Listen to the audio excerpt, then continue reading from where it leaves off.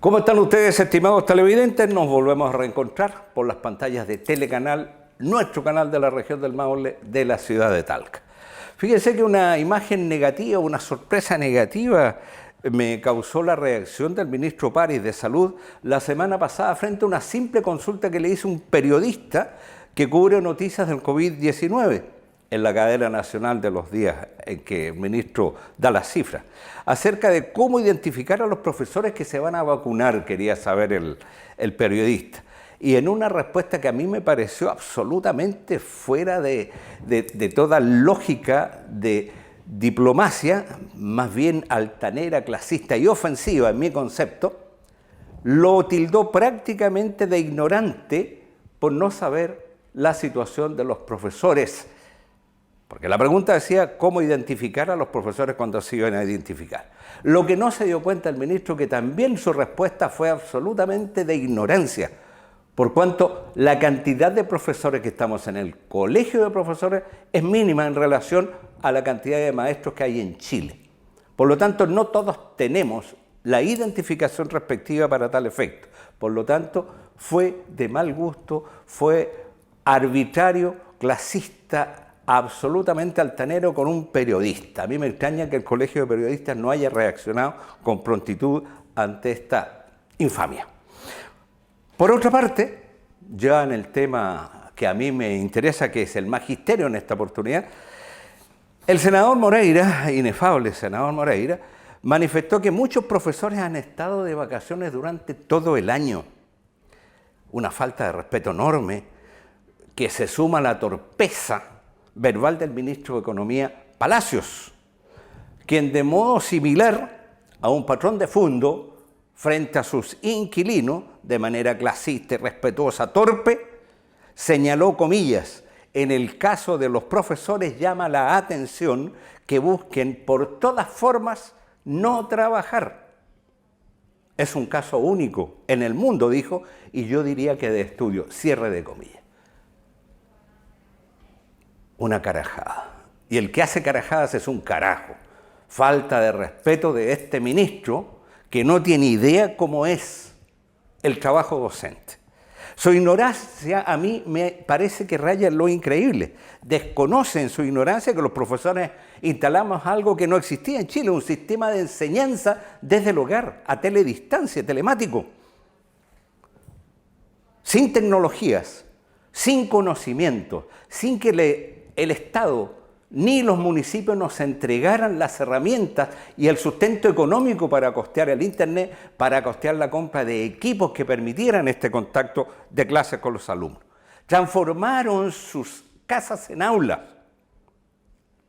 Impidió esto, obviamente, la fluida conversación y contacto normal dentro de la familia. La jornada fue mucho más allá que las horas de contrato, porque no había horario para atender a los apoderados, no había horario para atender a los alumnos en su consulta. El trabajo docente más que se duplicó en este periodo. Qué diferente el trabajo de los docentes al trabajo de un ministro, que está lleno de subsecretarios, secretarias, ayudantes, asesores, con una remuneración exorbitante al lado de la de un docente. Y que además tiene el ministro tiempo suficiente para perderlo en largas peroratas y apariciones públicas en los matinales de la televisión chilena. Claro, cuando se trata de los demás, su sentido de clase lo hizo perder de vista que un profesor chileno ha puesto el máximo de su esfuerzo, puso sus recursos, su tiempo total al servicio de los educandos. Qué distinto entonces el quehacer de un profesor en pandemia a un profesor en vida normal, porque más que duplicó su quehacer. Y el ministro, altanero e irrespetuoso, insisto, tiene un quehacer muy distinto. Es lógico que por su formación no entienda lo que es el trabajo docente. Y concluyo en esto que en un gobierno decente que respeta a sus docentes se le habría pedido de inmediato la renuncia al ministro. Un ministro decente y responsable habría presentado ya su renuncia. Pero en Chile este no es el caso. Y esta ofensiva publicitaria, comunicacional, que el gobierno y sus adláteres contra los profesores chilenos se ha manifestado muy fuertemente, en el afán de que el 1 de marzo próximo se inicien las clases con presencia de los alumnos. Y lo que les interesa primordialmente es hacer funcionar la economía. No nos autoengañemos. Pero hay que tener presente que los jóvenes, y esto hay un estudio que salió en estos días en Inglaterra, los jóvenes son el principal contagio, fuente de contagio con sus presencias en las aulas de clase, porque tienen una forma distinta. Ellos obvian, olvidan, hacen caso omiso de las precauciones porque no está en su ADN. El joven tiene otras maneras de comunicarse distintas a nosotros los adultos. Y hay un tema que no he escuchado mayormente que se le dé importancia, el tema del transporte escolar, estimados televidentes. Usted sabe, usted conoce, porque sus hijos, sus nietos se trasladan, se transportan en micros. Acá en Talca, obviamente las micros llenas. ¿Y sabe usted el problema que hay? Que a la misma hora en que los oficinistas y trabajadores van a su trabajo, van también los alumnos a sus colegios. Por lo tanto, hay aquí una igualdad de horarios de ingresos de los alumnos que coincide con el ingreso al trabajo de los adultos. Ahí hay un vector, hay un foco de contagio latente. Y nosotros, los profesores, con nuestro gremio, ha participado en las últimas horas en diferentes reuniones con las autoridades, manifestando que el ideal es que esto parta el 15 de abril, que se cursen los resguardos, que se hagan las inversiones necesarias y que se adecúe tecnológicamente todo lo que sea para integrarse a clases a distancia desde el 1 de marzo y el 15 de abril ya, si las condiciones están, el ingreso a clases presenciales.